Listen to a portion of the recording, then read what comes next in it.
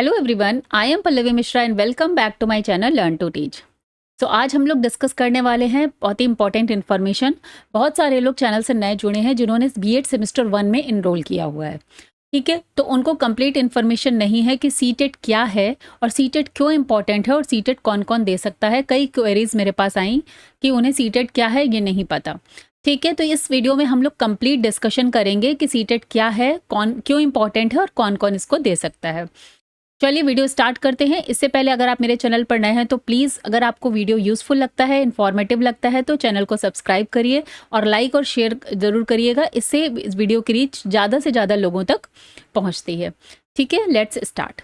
तो सबसे पहला क्वेश्चन है कि सीटेट क्या है।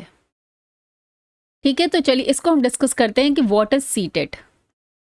सीटेट देखिए, basically CTET is central teacher eligibility test. Eligibility test मतलब पात्रता परीक्षा।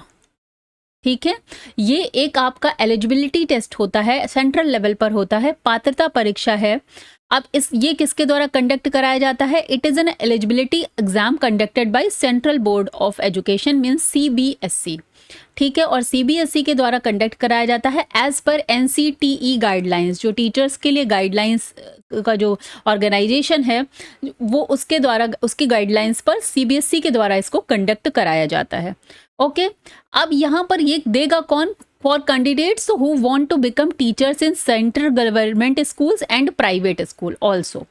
ठीक है, तो जो लोग सेंट्रल गवर्नमेंट स्कूल्स में टीचर बनना चाहते हैं या प्राइवेट स्कूल में टीचर बनना चाहते हैं तो उनको सीटेट की परीक्षा जो है, ये CTET central teacher eligibility test को पास करना अनिवार्य है, because this is the requirement. जैसे बीएड है, ओके, बीएड और डीएलएड आपका इंपॉर्टेंट होता है फॉर टीचिंग के लिए, इसी तरीके से सीटेट जो है एक अलग क्राइटेरिया है, एलिजिबिलिटी क्राइटेरिया है किसी भी जो आपका सेंट्रल गवर्नमेंट के स्कूल्स हैं उनका फॉर्म फिलअप करने के लिए। बहुत सारी वैकेंसीज आती हैं। सिंस आपने बीएड में एनरोलमेंट लिया है या डीएलएड में एनरोलमेंट किया है तो आप टीचर बनना चाहते हैं तो टीचर के लिए एलिजिबिलिटी क्राइटेरिया में आता है सीटेट एग्जाम। ठीक है, और सीटेट जो है वैलिडिटी इसकी कैसी होती है? एक बार अगर आप सीटेट सर्टिफिकेट को, सीटेट पास कर लेते हैं, सर्टिफिकेट ले लेते हैं तो उसकी वैलिडिटी लाइफ टाइम होती है। एक ही बार आपको पास करना है इस एग्जाम को। ठीक है, तो ये हो गया कि सीटेट है क्या। एक एलिजिबिलिटी टेस्ट है, पात्रता परीक्षा है।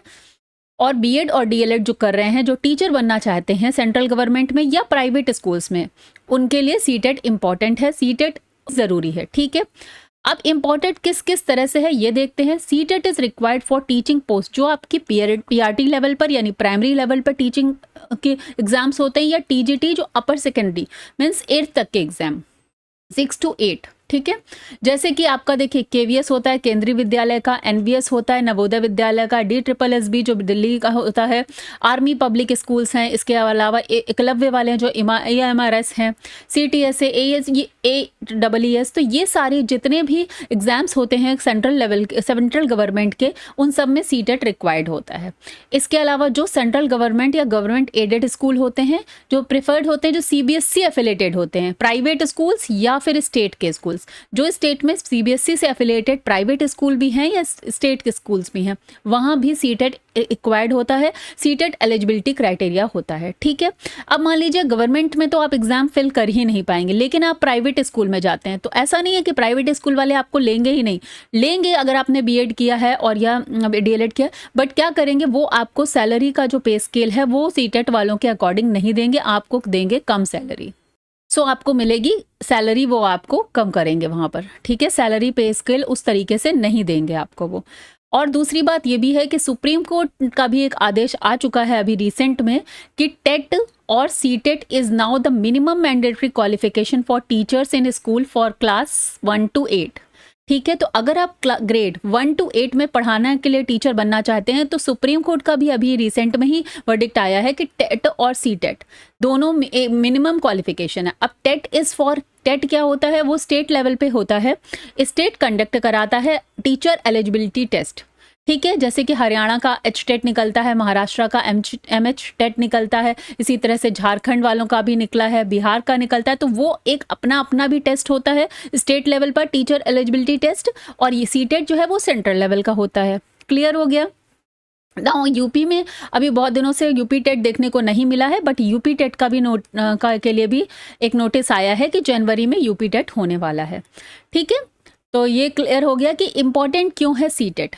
सी टेट का एग्ज़ाम देखिए अभी लास्ट हुआ था 14 और 15 दिसंबर को 24 में, ठीक है, और 2025 में कोई एग्ज़ाम नहीं हुआ सीटेट का, जिसकी वजह से बहुत सारे लोग जिन्होंने बीएड और ये अपना डीएलएड कर रहे हैं उनको यहाँ ईएमआरएस की एक नई वैकेंसी आई, इसमें फिलअप करने को नहीं मिला, जिसकी वजह से बहुत सारे लोगों ने ट्विटर पर और बहुत सारे टीचर्स ने इसके लिए जो है तरह तरह से अपना आवाज़ उठाई कि सीटेट की वैकेंसी आनी चाहिए। सॉरी, वैकेंसी नहीं, इट्स अ एग्ज़ाम, ठीक है, एग्ज़ाम होना चाहिए इसका, क्योंकि ये एलिजिबिलिटी क्राइटेरिया है अगर आपका कोई भी गवर्नमेंट एग्ज़ाम फिलअप करना है। ठीक है, सो उसके बाद अभी जो रिसेंट में आई है कि हमारा जो नेक्स्ट एग्ज़ाम होगा वो 8 फेब 2026 में होगा।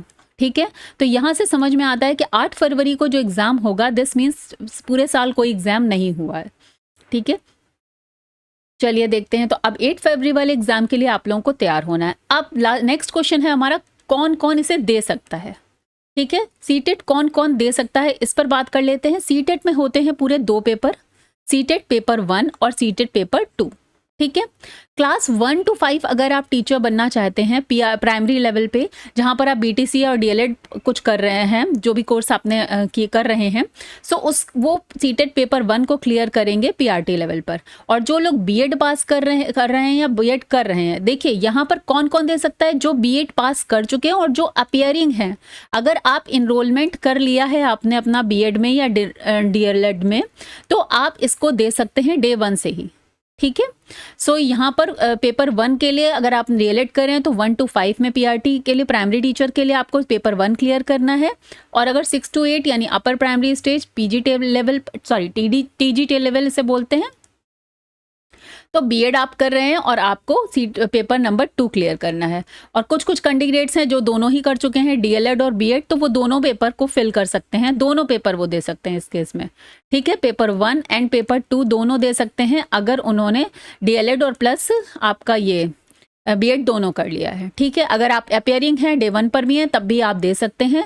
अब आप चेक कर लेंगे, अगर आप डीएलएड में हैं तो आप पीआरटी देंगे, और अगर अभी आपने मेरे चैनल पर जो जितने लोग जुड़ रहे हैं वो सब बीएड से हैं, बीएड कर रहे हैं, तो बीएड सेमेस्टर 1 वाले जो हैं वो इसको अब दे देंगे, भर देंगे। जैसे ही इसका इन्फॉर्मेशन बुलेटिन एंड ऑल जारी होता है, रजिस्ट्रेशन स्टार्ट होता है, और आपका एग्ज़ाम कब होगा, 8 फेब को।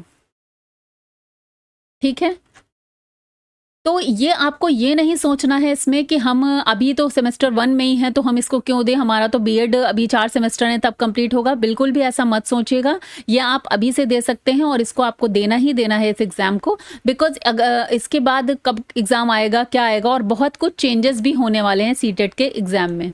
ठीक है, बदलाव भी होने वाले हैं, शायद ये 4 लेवल पर जाने वाला है, ये सारी न्यूज़ भी आ रही हैं। तो इस समय प्रीवियस एग्ज़ाम की तरह ही ये एग्ज़ाम होगा, पेपर 1 पेपर 2, तो इजी भी हो रहेगा पास होने में। नेक्स्ट टाइम जो चेंजेस आएंगे उसके साथ फिर बहुत सारी चीज़ें अलग भी देखने को मिलती हैं, जिसको समझने में और ये कब आएगा, सबसे पहली बात तो क्योंकि 1 साल में आया है ये, ठीक है, 1 साल तो पूरा निकल गया, सो इसलिए ये बहुत इंपॉर्टेंट है 8 फरवरी वाला आपका एग्ज़ाम। सो ये 8 फरवरी वाला आपका एग्ज़ाम बहुत इंपॉर्टेंट होता है। अच्छा, इसके बाद anyone from any state or background, BEd और DElEd students, graduates or teachers who wants to teach in government or CBSE schools can apply. ठीक है, सब लोग अप्लाई कर सकते हैं। तो यहाँ पर मैंने सारी इन्फॉर्मेशन अपने हिसाब से आपको प्रोवाइड कराई है। इसके बाद भी कोई क्वेरी है तो प्लीज़ आप जो है मुझे कमेंट बॉक्स में लिखकर बताइएगा। नेक्स्ट हम लोग वीडियो बनाएंगे कि इसमें सीटेट में पेपर 1 और पेपर 2 का सिलेबस क्या होता है।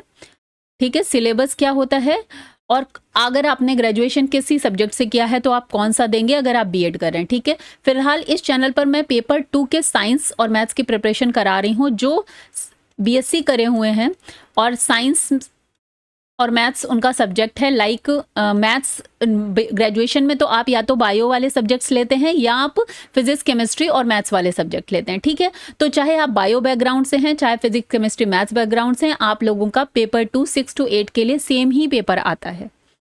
तो बायो वालों को भी मैथ्स का पेपर देना है, और जो बीएससी वाले हैं उनको जो बायो का कंटेंट है साइंस में वो भी पढ़ना है और वो भी देना है। क्लियर हो गया? तो एनसीईआरटी सीरीज साइंस की इस चैनल पर चल रही है, तो आप लोग उससे हम थ्योरी कंप्लीट करेंगे और उसके बाद हम लोग PYQ सॉल्व करेंगे। तो कंप्लीट प्रिपरेशन आपको इस चैनल पर देखने को मिलेगी। ठीक है, चलिए नेक्स्ट वीडियो में हम सिलेबस एंड ऑल डिस्कस करेंगे। आई होप कि आपको ये वीडियो इन्फॉर्मेटिव लगा हो। अगर लग रहा है तो प्लीज़ चैनल को हाइप ज़रूर दीजिए और सब्सक्राइब करिए, चैनल को लाइक करिए, कमेंट करिए। Thank you so much.